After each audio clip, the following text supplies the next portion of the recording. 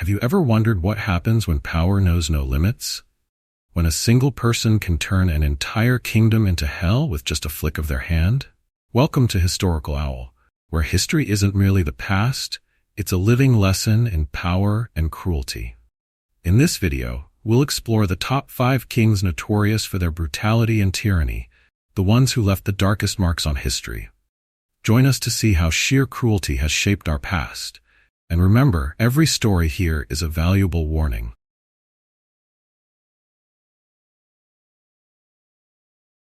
Nero, the Roman emperor and dangerous tyrant. When it comes to emperors notorious for their tyranny and cruelty, Nero, Claudius Caesar Augustus Germanicus, or simply Nero, certainly tops the list.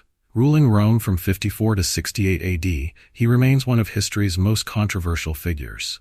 With absolute power and an unstable personality, Nero didn't hesitate to turn the city of Rome into a playground for his own toxic ambitions and desires, plunging the empire he ruled into chaos and fear. One of the most horrifying crimes that marked Nero's legacy was the Great Fire of Rome in 64 AD. The city of Rome, the heart of a mighty empire, was engulfed in flames for 6 days and nights, consuming several districts and leaving thousands homeless. Rumors quickly spread that Nero himself had ordered the fire to fulfill his dream of building a new Rome, a perfect, magnificent city that would bear his unique imprint. Although there is no concrete evidence, the events that followed only fueled suspicion.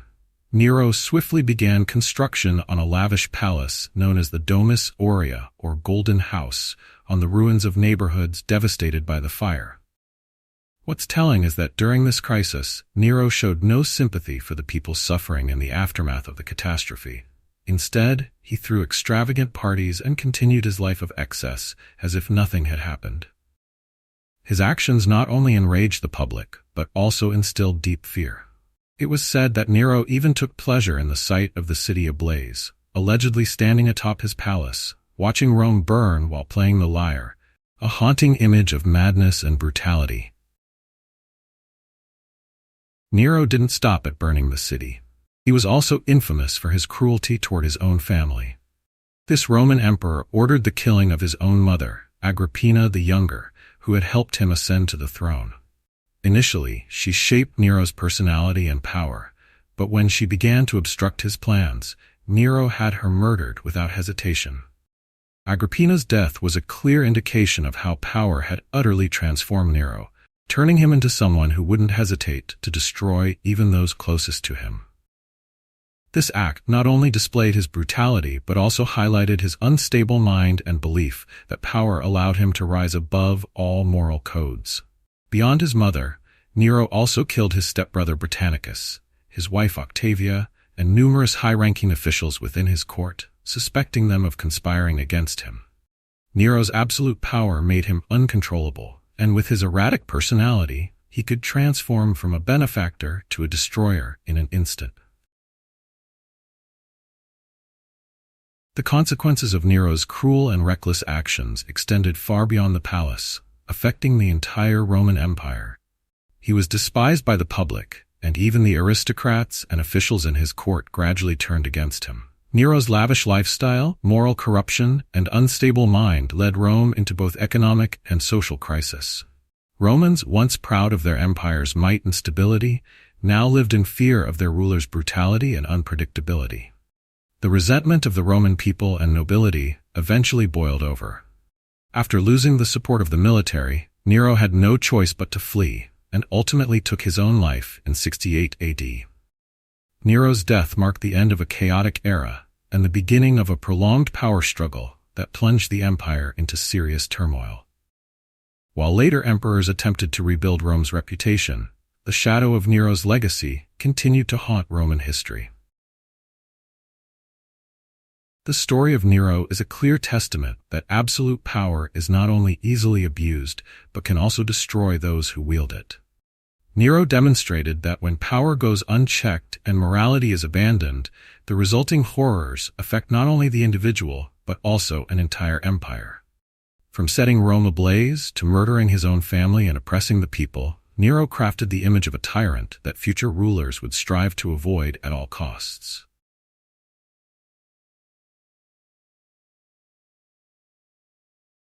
Qin Shi Huang, the first emperor of a unified China, was a figure of immense power who inspired both awe and fear among the people and intellectuals of his time. With an unquenchable thirst for power and absolute unity, Qin Shi Huang used every means necessary to assert his dominance, even if it meant plunging the entire nation into fear and ruthless rule. From building the Great Wall to burning books and burying dissenters alive, his every action reflected not only his ambition, but also a fierce determination to protect his authority from any threat. Let's explore his story. A brutal ruler, but also the architect of a strong, unified nation. Qin Shi Huang, born Ying Zheng, ascended the throne at the young age of 13 and embarked on a turbulent journey to become the first ruler of a unified China in 221 BCE. Before his reign, China was a fragmented collection of warring states during the Spring and Autumn and Warring States periods, with each state governed by its own ruler and characterized by unique cultures, customs, and laws. For Qin Shi Huang, this division was a threat to lasting peace and the greatest obstacle to national strength. Driven by a vision of a unified China, he used military force and authority to dismantle the smaller states, establishing a new dynasty. However, what truly stands out is how he maintained power once his goal was achieved. Qin Shi Huang believed that to protect absolute power and preserve unity, any seeds of rebellion or opposing ideologies had to be extinguished at their inception. This extreme vigilance rendered him a ruler both ruthless and authoritarian. When we think of Qin Shi Huang, the most iconic creation attributed to his reign is undoubtedly the Great Wall, a monumental symbol of fortification built on the pain and sacrifice of hundreds of thousands. The wall was not merely an endless barrier stretching thousands of miles to block the incursions of northern nomadic tribes. It was also a means for Qin Shi Huang to protect his power and establish a dynasty that he believed would endure. Yet the grandeur of the Great Wall came at a tragic cost to the laborers, poor farmers, conscripted soldiers, and workers who were forced to toil under brutal conditions. Historical records tell us that those who became too weak to continue working were left behind, their bodies buried beneath the wall itself, becoming part of this colossal structure. The Great Wall was not only a defense, but also a stark declaration of Qin Shi Huang's supreme authority, a chilling message to the world. Those who defied him would share the fate of those buried within this fortress.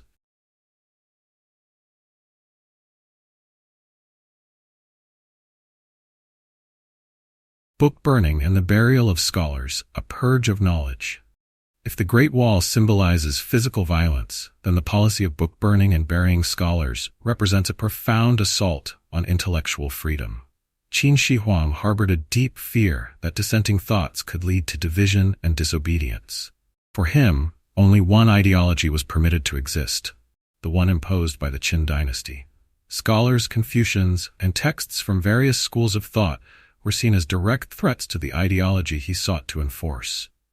To implement this draconian plan, Qin Shi Huang ordered the confiscation and destruction of books from diverse philosophical schools, allowing only texts related to medicine, agriculture, and weather forecasting to survive. But the devastation did not end there. He also imprisoned and buried alive hundreds of scholars who dared to voice opposition or possessed knowledge outside the control of the Qin dynasty.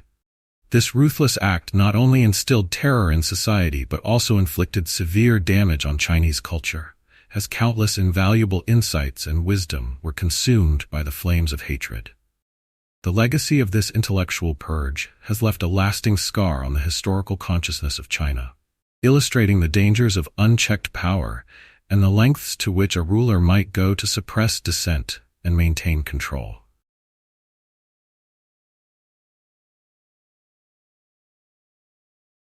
Ivan IV of Russia, commonly known as Ivan the Terrible, remains one of the most fearsome and enigmatic figures in Russian history, a man born with absolute power and unafraid to wield it against anyone who dared to challenge him. Ivan's brutality far exceeded the limits of what his contemporaries could imagine. Under his reign, Russia endured a blood-soaked era in which its people lived not only in terror of the court but also in fear of their own ruler. a king notorious for his cruelty even during his lifetime. Ivan's rule was marked by a reign of terror, a relentless drive for control, and ruthless purges aimed at eliminating all perceived threats. His establishment of the oprichnina, a secret police force tasked with eradicating his enemies, led to widespread massacres and the decimation of towns, instilling an unprecedented level of dread across the land. Ivan's reputation as a tyrant endures, a testament to the dangers of unchecked authority and the depths to which an autocrat might descend in pursuit of power. His legacy remains as a somber reminder of the cost of absolute rule on the people and the country he left behind.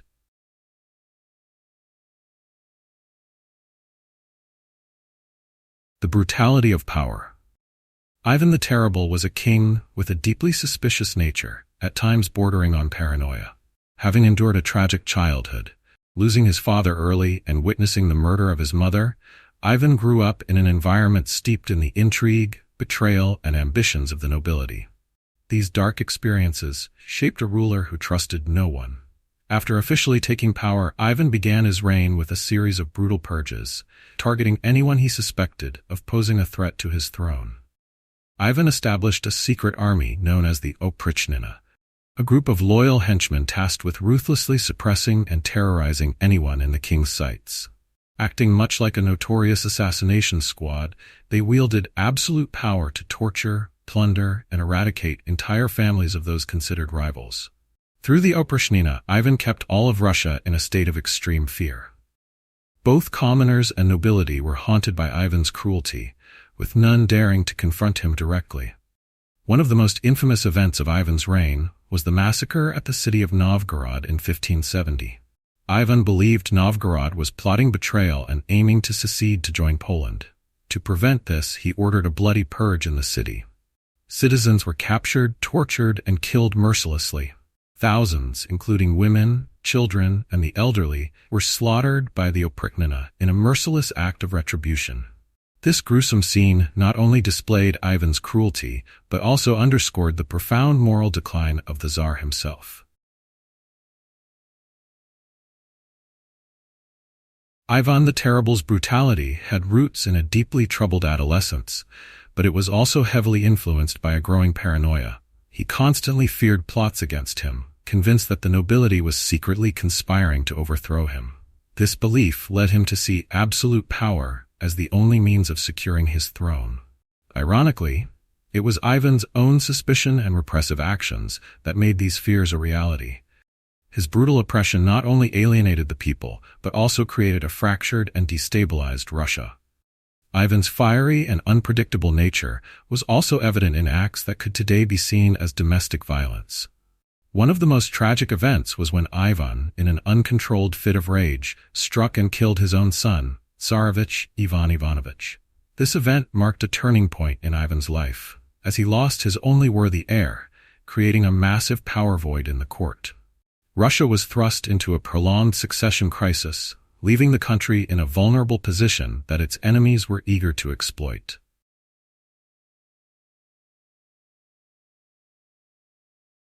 Ivan's rule left Russia engulfed in fear and devastation, with lasting consequences that would endure for decades.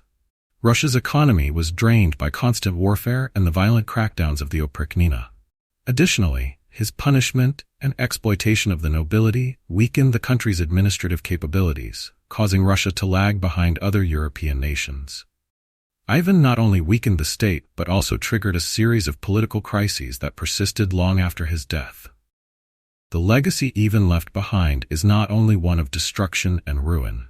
From a certain perspective, he is seen as the first to lay the foundations for a centralized Russian state, with his authoritarian policies setting a precedent for future czars. However, Ivan serves as a vivid example of the ruinous potential of absolute power without restraint. His life story remains a haunting reminder in human history of the dangers of unchecked authority. Leopold II of Belgium, whom many historians have called the Gold Hunter of the Congo, left behind a bloody legacy that even the shadow of history struggles to erase. When he ascended to the Belgian throne in 1865, Leopold II was far from content with his small Western European nation. He yearned for a larger empire to expand his power on women and children to force the men to work. Those who didn't comply suffered mutilations. Their limbs were severed as both punishment and a means of tracking success in these campaigns. Leopold's system operated on terror and ruthless control, so much so that it's often called the silent genocide of the Congolese people. The exact death toll is unknown, but estimates suggest up to 10 million lives were lost, a horrifying figure by any standard. Beyond exploitation, the Congolese people lived in perpetual fear. Soldiers regularly raided villages, looting and committing unimaginable acts of violence. By the end of the 19th century, Leopold's Congo had become an empire of fear, a place even seasoned tyrants would shudder to behold. And what drove Leopold? Pure, insatiable greed. Rubber was a booming commodity due to the rise of bicycles and automobiles. As rubber prices soared, Leopold turned all of Congo into a personal factory, supplying rubber for his profit. To lend a semblance of legitimacy to this enterprise, he established the Congo Company, hiding exploitation behind the facade of a legitimate trade organization. However, soon enough, Leopold's crimes were exposed by journalists and activists from around the world. Horrific reports and photos from the Congo shocked the global public, forcing Leopold to cede control of Congo to the Belgian government in 1908. By then, the damage was immense, with deep and lasting scars on the people and society of the Congo. Leopold's reign not only left economic devastation, but also shattered Congo's social structure. The culture and lives of indigenous people were destroyed beyond repair. Oppression caused generations of Congolese to lose faith, a trauma that persisted for decades, leading to struggles with poverty, conflict, and political instability. Today, in revisiting this dark era, historians often consider Leopold one of history's most brutal tyrants. His legacy serves as a stark reminder that unchecked abuse of power leads only to destruction and suffering. Pol Pot and the Khmer Rouge, fragments of history. In one of the darkest chapters of Cambodia's history, the name Pol Pot is not merely that of a leader, but also a symbol of unimaginable brutality and tyranny. A man who once had an academic background in Paris returned to his homeland with a grand dream, to build a pure communist society where everyone lived harmoniously in equality. However, this dream turned into a horrifying nightmare for millions of Cambodian people. Under Pol Pot's leadership, the Khmer Rouge implemented an extremist ideological system that no one could have anticipated. They were not just a political movement, but a devastating whirlwind with a clear plan: to eliminate everything related to capitalism, culture, and education. In particular, intellectuals, educated individuals, and even those who simply wore glasses were viewed as threats that needed to be exterminated. A large-scale purge ensued, resulting in millions being killed or sent to brutal re-education camps where they endured harsh living conditions. But what drove Pol Pot and the Khmer Rouge to such brutal decisions? It was their fanaticism in their ideology. They believed that to create a perfect society, all things deemed impure had to be eliminated. An economy.